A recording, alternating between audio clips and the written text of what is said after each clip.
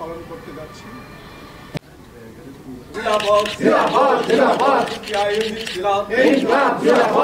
সারা পৃথিবীতে তখন একটা নবজাগরণের মুক্তির সাম্রাজ্যবাদ থেকে বেরিয়ে আসার একটা লড়াই চলছিল।